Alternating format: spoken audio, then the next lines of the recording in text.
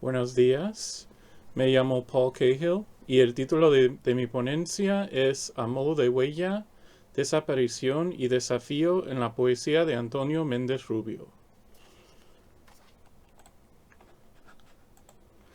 ¿Y cómo muestra resistencia si tiene que ver con el aire? Esta pregunta, que aparece en un poema de Antonio Méndez Rubio, también tiene ecos en las diferentes posibles formas de aproximarse a su poesía. La forma misma de plantear esta pregunta en cuanto a la resistencia, como muestra resistencia, sitúa el concepto de resistencia en el contexto de lo visible, y una posible respuesta se puede encontrar en la poética que Méndez Rubio contribuyó a la antología Feroces, radicales, marginales y heterodoxos en la última poesía española.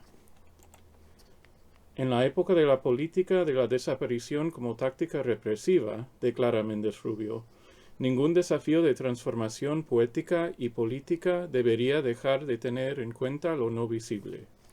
Otra respuesta sería la que ofrece Luis Bagué Quiles cuando explica que para Méndez Rubio la función de la resistencia de la poesía solo puede hacerse efectiva con la desaparición de la subjetividad y la localización de la actividad lírica en una zona de sombras, como un negativo del mundo perceptible.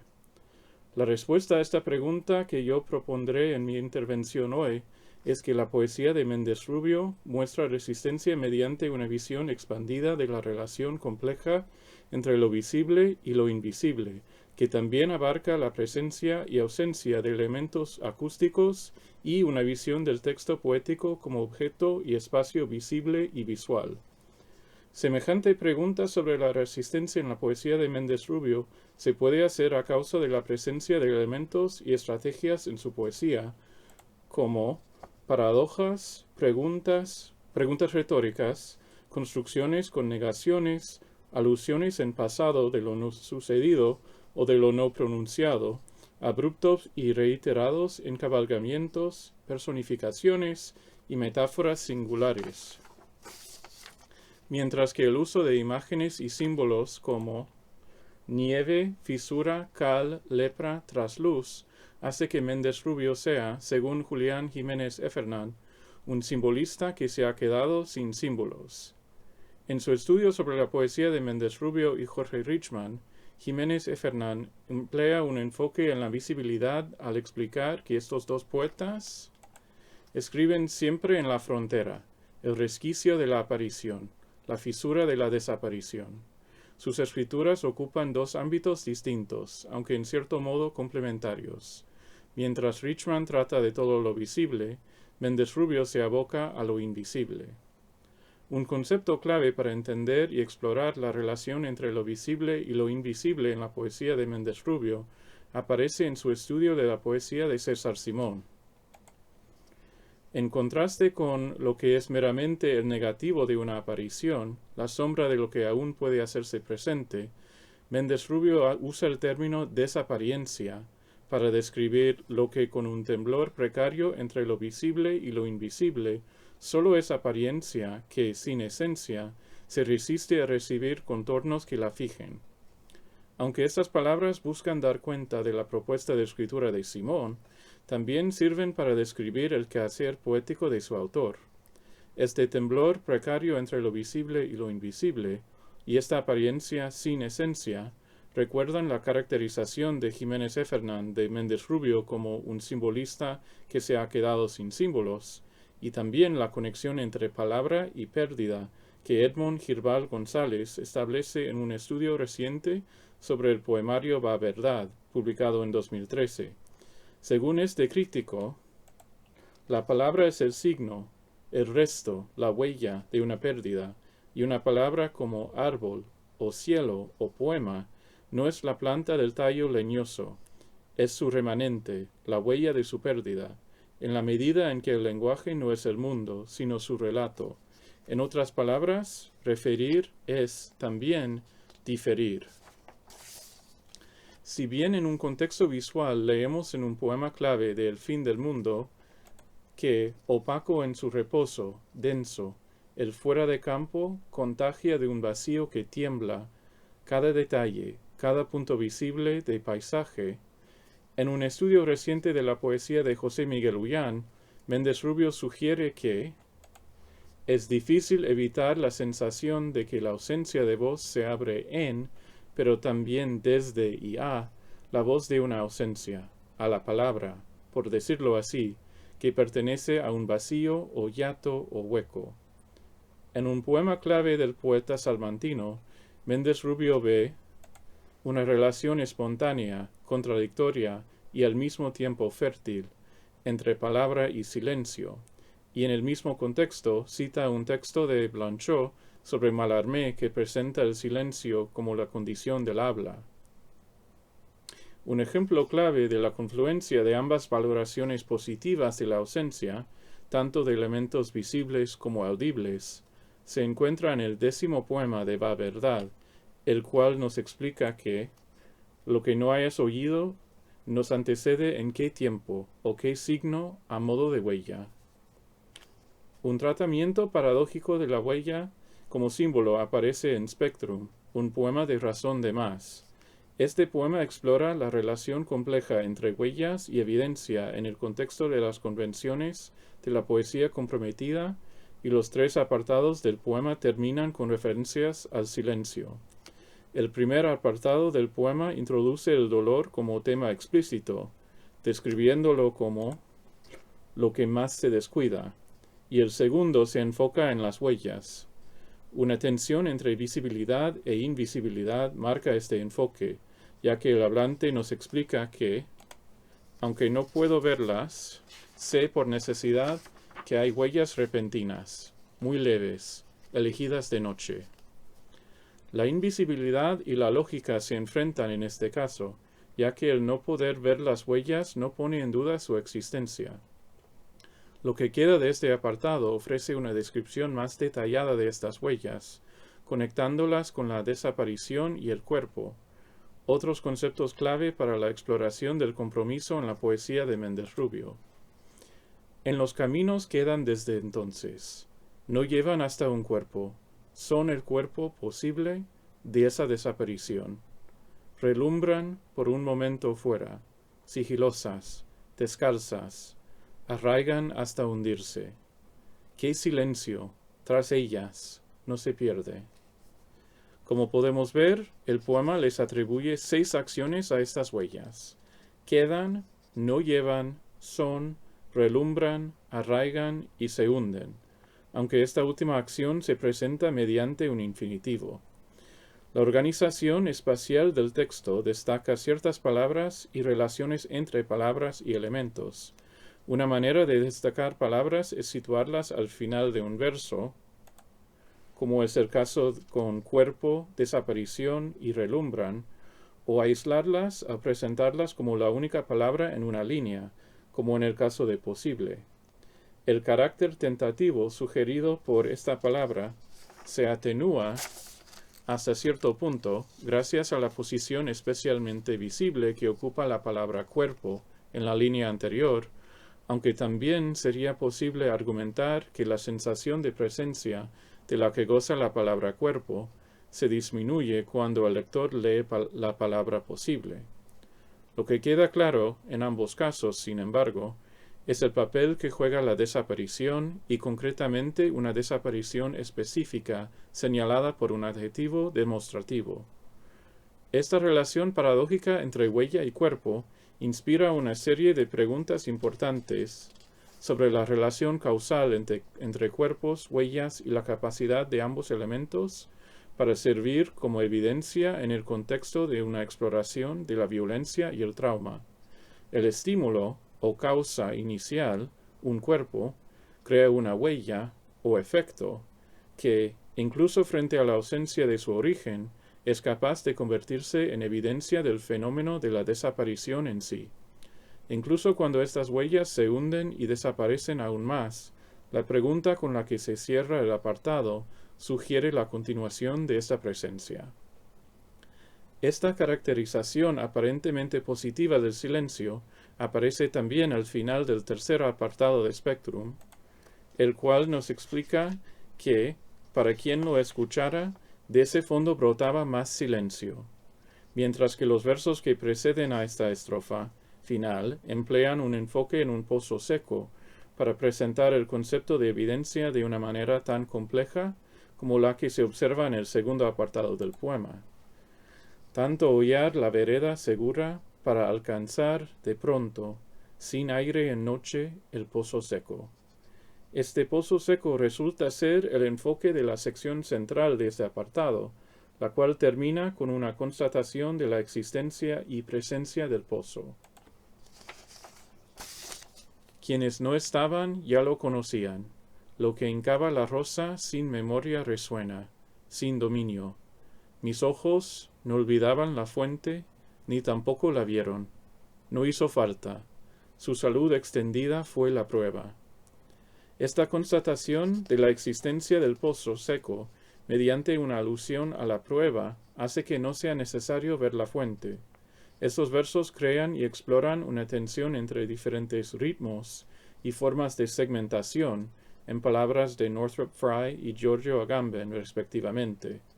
Si por un lado el ritmo de la prosa o la segmentación semántica privilegiarían la negación de dos elementos, olvidar la fuente y verla, por otro, el ritmo recurrente y la segmentación métrica construyen una relación más bien metonímica entre los ojos, la fuente y el acto de verla.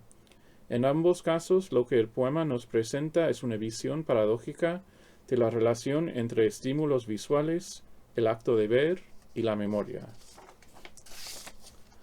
Otro ejemplo clave de la exploración de la desaparición en la obra de Méndez Rubio, que en este caso se manifiesta de una manera más concreta y específicamente política, es un texto que ha sido publicado bajo dos títulos diferentes. El poema que lleva el título Noche en Plaza de Mayo, en Ultimátum, una antología de su poesía publicada en Argentina, había llevado el título Noche desde su primera publicación en un lugar que no existe. Este cambio representó la incorporación de una parte de la dedicatoria de la versión original del poema a las Madres de Plaza de Mayo en su título. Ambas versiones coinciden en su esfuerzo por explorar la huella como concepto y asociar las huellas con el silencio, sea en la forma de una dedicatoria o directamente en el título de la composición. Parece claro que la cuestión de la desaparición juega un papel clave en el poema, incluso si solo aparece explícitamente en su último verso. La tensión entre presencia en el pasado y ausencia en el presente, que marca la representación de las huellas en otros poemas de Méndez Rubio, aparece en Noche desde su primer verso mediante una alusión a la memoria en la piel y se refuerza más tarde gracias a una referencia a fantasmas. Este último elemento aparece después de una serie de declaraciones con respecto a lo que hace la memoria en la piel. Después de explicar que ésta se desencuentra con su vivo deseo, o su ansia de seguir, en la versión incluida en Ultimátum, descubrimos que esta memoria sobrevive a una serie de cosas. Una descripción de su manera de sobrevivir, que se apoya en el gerundio siendo, ocupa los próximos versos. Estas maneras de sobrevivir parecen usar una falta de visibilidad estratégica mediante el dejarse absorber por el fondo, ya que esta memoria sobrevive al curso de la noche siendo noche, y también sobrevive a este resucitar de las palabras siendo vida perdida únicamente. Si la ausencia de conexiones lógicas entre elementos en este poema se nota a gran escala en la forma de la relación entre fantasmas y la primera parte del poema, un fenómeno parecido se observa en el uso de comas para construir metáforas implícitas. Como resultado de esta técnica, vértigo que se marcha o sobreviene como sombra buscando en cada sílaba su cuerpo, su transformación, se podría conectar con vida perdida únicamente, este resucitar de las palabras o la memoria en la piel. Lo que sí queda claro, no obstante, es el paralelo entre las alusiones a resucitar y buscar el cuerpo en las sílabas y el lenguaje hablado. Hasta aquí la primera parte del poema, la cual presenta una serie de huellas y esfuerzos por sobrevivir. Lo que aparece justo después de esta alusión a la transformación mediante la incorporación en el lenguaje es una descripción de fantasmas que llegan sin ruido a despertarnos. Nos observan callados y se van. En lo que queda de la madrugada, dejan un rastro desaparecido. Además de introducir esta figura clave para la desaparición, estos versos también presentan un grupo colectivo afectado por estos fantasmas. Invisibilidad y silencio van de la mano en este caso, ya que dichos fantasmas llegan sin ruido y están callados. La alusión paradójica al rastro desaparecido que dejan estos fantasmas complementa la referencia a una huella que perdura y sobrevive con la que noche se abre. En ambas versiones del poema, la desaparición sirve como tema y elemento que enfatiza la importancia de la visibilidad y muestra que la escritura comprometida no tiene por qué aludir explícitamente a contextos y situaciones específicos, ya que este tipo de escritura puede examinar dinámicas y situaciones que se pueden activar de diferentes maneras según la experiencia de cada lector.